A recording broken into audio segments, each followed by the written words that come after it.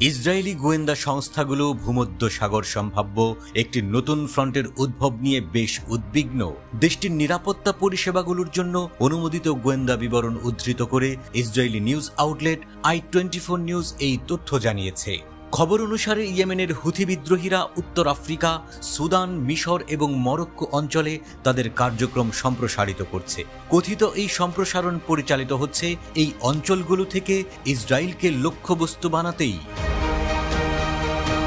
Israeli গোয়েন্দা সূত্র জানায়, এসব এলাকায় অস্ত্র ও যোদ্ধা হস্তান্তরের চেষ্টা চলছে।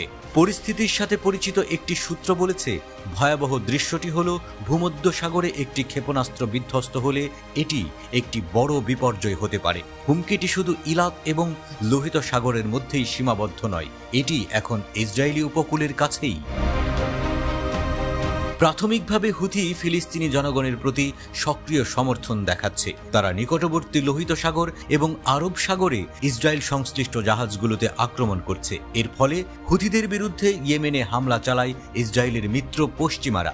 এরপর হুথি যোদ্ধারা যুক্তরাষ্ট্র বা যুক্তরাজ্যের সাথে সংযুক্ত জাহাজগুলোকেও লক্ষ্যবস্তু করতে শুরু করে। পাশাপাশি ভূমধ্য সাগরে এবং ভারত মহাসাগরে বিকল্প রুটগুলোকে তাদের অভিযানের পরিধি প্রসারিত করে। অতি সম্প্রতি ইয়েমেনের সশস্ত্র বাহিনী ভূমধ্য সাগরে ইসরায়েলি বন্দরের দিকে যাওয়া জাহাজগুলোকে আক্রমণ করতে ইরাকের ইসলামিক প্রতিরোধের সাথে যৌথ অভিযান পরিচালনা করছে। ফিলিস্তিনের সমর্থনে সবচেয়ে কার্যকর অভিযান পরিচালনা করছে ইয়েমেনের হুথি বিদ্রোহীরা। অভূতপূর্ব নৌ অভিযানে ইসরায়েলি স্বার্থকে হুমকির মুখে ফেলে দিয়েছে তারা।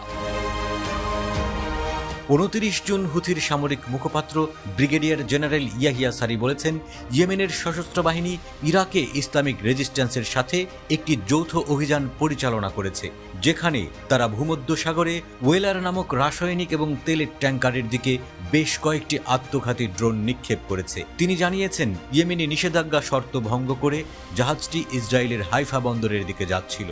যদিও উত্তর আফ্রিকায় অভিযান পরিচালনা করা আরও কঠিন হতে পারে, কিন্তু ইয়েমেনের সশস্ত্র বাহিনীর অপারেশনের কার্যকারিতা ইসরায়েলি গোয়েন্দা কর্মকর্তাদের মনোযোগ আকর্ষণ করেছে।